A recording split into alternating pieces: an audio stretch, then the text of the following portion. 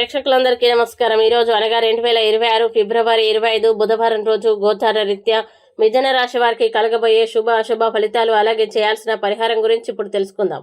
పూర్తి వివరాల్ని తెలుసుకునే ముందు మీరు ఏమైనా సమస్యలతో బాధపడుతుంటే వాటి పరిష్కారం కోసం మీరు మా గురువు గారి 8074222517 నెంబర్కి కాల్ చేసి మీ సమస్యలకి తగిన పరిష్కారం పొందండి. ఖచ్చితంగా మీ సమస్య పరిష్కారం అవుతుంది. అలాగే మీరు మొదటిసారి మా ఛానల్ని చూస్తున్నట్లయితే వెంటనే సబ్స్క్రైబ్ చేసుకోండి. ఇక పూర్తి వివరాల్లోకి వెళ్తే ద్వాదశ స్థానంలో సంచరిస్తున్న చంద్రుని ప్రభావం వల్ల మిథున రాశి వారికి కొంతమంది మీరు వయస్సు మీరారని భావించి కొత్త విషయాలు నేర్చుకోలేరని అనుకోవచ్చు. కానీ అది నిజం కాదు. మీకు ఉన్న చురుకైన మేధస్సు, సునిశ్చితమైన ఆలోచన శక్తి వల్ల మీరు ఏ కొత్త విషయాన్నైనా సులభంగా నేర్చుకునే సామర్థ్యం కలిగి ఉన్నారు.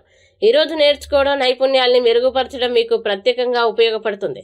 మీ వద్ద ఉన్న అధిక మొత్తాన్ని సురక్షితమైన చోట పెట్టుబడి చేయడం మంచిది.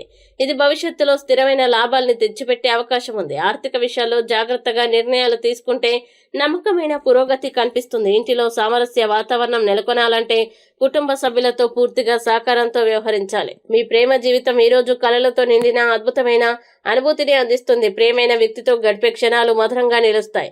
ఆఫీసులో పరిస్థితులు మీకు అనుకూలంగా మారుతాయి. మీ పనితీరు ప్రశంసలు పొందే అవకాశం ఉంది. అయితే ఇతరులతో గాసిప్లలో సమయం వృధా చేయకుండా జాగ్రత్త పడండి. మీ జీవిత భాగస్వామి మీకోసం ప్రత్యేకమైన ప్లాన్ చేసి మీకు ఆనందాన్ని కలిగిస్తారు. ఈ రోజు మొత్తం ఆనందంగా సంతృప్తిగా గడుస్తుంది.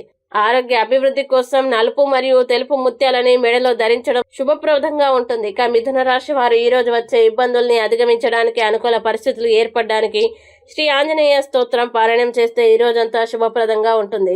ఈ వీడియో మీకు నచ్చినట్లయితే లైక్ చేయండి, మీ స్నేహితులతో షేర్ చేయండి. ఇలాంటి మరిన్ని రాశి ఫలాల కోసం మా ఛానల్ని ఇప్పుడే సబ్స్క్రైబ్ చేయండి. అలాగే మీ రాశి మిథున రాశి అయితే కామెంట్లో తప్పకుండా ఎస్ అని రాయండి. ఇక మీరు అనుకున్న ప్రతి పని విజయవంతం కావాలని కోరుకుంటూ సర్వేజన సుఖినో భవంతు.